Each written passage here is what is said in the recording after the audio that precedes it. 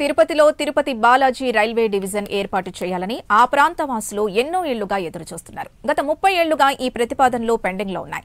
అయితే నేడు కేంద్ర రైల్వే శాఖ దక్షిణాది రాష్ట్రాల్లోని రైల్వే స్టేషన్లను అభివృద్ధి చేస్తూ రైల్వే సేవలు మరింత విస్తరింప చేయాలని నిర్ణయించింది. దానికి తగ్గ ప్రణాళికల్ని సిద్ధం చేస్తోంది. ఈ క్రమంలోనే తిరుపతి రైల్వే డివిజన్ ఏర్పాటు అన్న ప్రతిపాదన మళ్లీ తెరపైకొచ్చింది. రైల్వే డివిజన్ సాధించుకునేందుకు అందుకు తగిన ప్రతిపాదనలు సిద్ధం చేసి కేంద్ర రైల్వే శాఖ అధికారుల ముందు ఉంచుతున్నామంటున్న తిరుపతి బాలాజీ రైల్వే డివిజన్ సాధన సమితి కన్వీనర్ గిరిధర్తో మా ప్రతినిధి Ravivarma face to face. Balaji division గత 30 సంవత్సరాలుగా తిరుపతి వాసుల కోరిక. ఇవాళ 30 సంవత్సరాలుగా ప్రభుత్వాలు మారినాయి, పాలకులు మారినాయి, అయినా డివిజన్ మాత్రం కార్యరూపం దాల్చలేదు. అయితే దీని మీద తిరుపతి వాసులు ఇవాళ ఉద్యమానికి శ్రీకారం చుట్టారు. బాలాజీ డివిజన్ ఏర్పాటు చేయాలి, తిరుపతి విశిష్టతను నలుదిక్కుల చాటి చెప్పాలని చెప్పేసి కూడా ప్రజలందరూ కూడా చాటి చెప్తున్నారు. ఈ నేపథ్యంలోనే బాలాజీ డివిజన్ ఉద్యమకర్త అయినటువంటి గిరిధర్ గారు మనతో ఉన్నారు. ఇవాళ ఈ బాలాజీ డివిజన్ ఏర్పాటు ప్రక్రియ ఎంతవరకు వచ్చింది, ఏంటి భవిష్యత్ ప్రణాళిక ఏంటి అనేది వారిని అడిగి తెలుసుకుందాం. సార్ నమస్తే. ఇవాళ బాలాజీ డివిజన్ ఏర్పాటు చేయాలని ప్రపోజల్ ఫస్ట్ ఎందుకు వచ్చింది సార్? ఇది ఓం నమో వెంకటేశాయ. బాలాజీ రైల్వే డివిజను ప్రపోజల్ అనేది గత 30 సంవత్సరాలుగా ఉంది. సో ఒకప్పుడు రైల్వేస్ బ్రిటిష్ హయాం నుంచి మన ఇండిపెండెన్స్ వచ్చినాక 1951లో సో ఈ రైల్వే జోన్స్ డివిజన్స్ ఏర్పాటు చేయడం జరిగింది.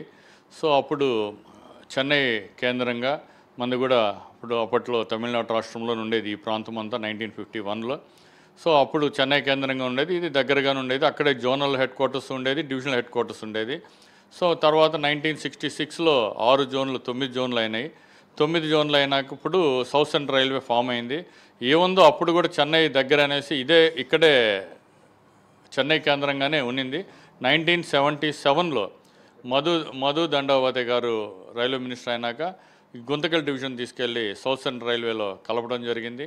సో అప్పటి నుంచి ఇట్లా ఉండేది. తర్వాత మరలా ఎక్కువ డిమాండ్ రావడం, సో పునర్వ్యవస్థీకరణలో భాగంగా రీఆర్గనైజేషన్ ఆఫ్ జోన్స్ అండ్ డివిజన్స్లో భాగంగా 9 జోన్లని 17 జోన్లుగా మార్చడం జరిగేటప్పుడు ఈ సౌత్ సెంట్రల్ రైల్వే వాస్కో వరకు ఉండేది, గోవా వరకు ఉండేది, హుబ్లీ డివిజన్ ఇదంతా. సో వీటినంతా సౌత్ వెస్టర్న్ రైల్వేగా మారుస్తూ సో ఇక్కడ నాందేడు తిరుపతి డివిజన్ ఇస్తామని చెప్పడం జరిగింది. అప్పట్లో రైల్వే మంత్రి జాఫర్ షరీఫ్ గారు కూడా తిరుపతి వచ్చినప్పుడు కూడా చెప్పడం జరిగింది.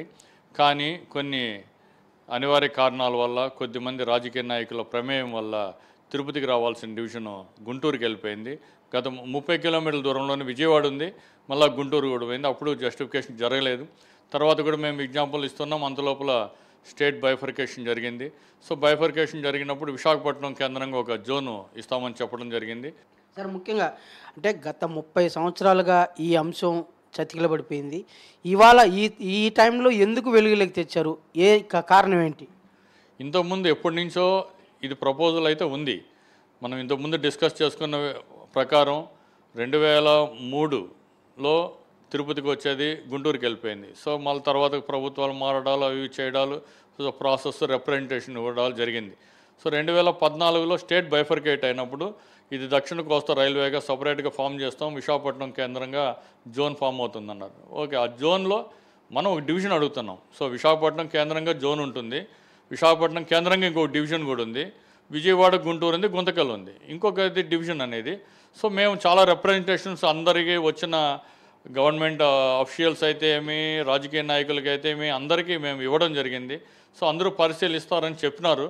సో కానీ దీంట్లో చూస్తే ఇప్పుడు ఇచ్చిన ప్రపోజల్లో 1/4/2026 నుంచి దక్షిణ కోస్తా రైల్వే ఆపరేషనల్గా స్టార్ట్ అవుతుంది. సో ఎంప్లాయీస్కి అందరికి కూడా విల్లింగ్నెస్ అంతా తీసుకుంటున్నారు ఏ జోన్లో ఏముంటుందని.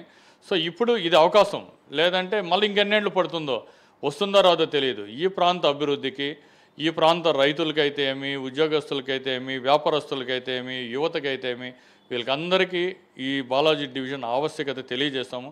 దానివల్ల చాలా ఉపయోగాలు ఉంటాయి. స్పెషల్ ట్రైన్స్ వేసుకునే దానికి కానీ అన్నిటికి కూడా బాగుంటాయి. దానివల్ల ఇప్పుడు కొద్దిగా అగ్రెసివ్గా దానివల్ల ప్రజలకు కూడా ఒక అవేర్నెస్ మీటింగు, మన రాజకీయ నాయకులు, ప్రజాప్రతినిధులు అందరినీ కలుస్తున్నాము. వాళ్ళందరూ కూడా దీన్ని అసలు ఎందుకు ఇన్ని రేండ్లు దీన్ని ఏ వెలుగులోకి రాలేదు అనేసి వాళ్ళకు కూడా అవగాహన కల్పించినాము. డెఫినెట్గా దీని గురించి మేము పోరాటం చేస్తాము అని చెప్పడం జరిగింది. ఇది ప్రధానంగా బాలాజీ రైల్వే డివిజన్ ఆవశ్యకత. ముఖ్యంగా కేంద్ర ప్రభుత్వం దక్షిణాది రాష్ట్రాల్లో రైల్వే పటిష్టతను అభివృద్ధి చేయడంతో పాటు మరింత విస్తరించేందుకు కార్యాచరణ ప్రణాళికను రూపొందిస్తోంది. ఇందులో భాగంగానే బాలాజీ డివిజన్ కూడా ఏర్పాటు చేస్తే మరింత అభివృద్ధి చెందుతుంది ఈ ప్రాంతం.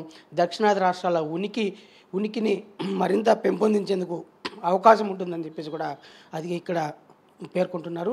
అలాగే దానికి సంబంధించినటువంటి కార్యాచరణ ప్రణాళికను రూపొందించి అమలు చేసేందుకు సిద్ధమవుతున్నారు. వీడియో జర్నలిస్ట్ రామకృష్ణతో రవి ప్రైమ్ 9 తిరుపతి.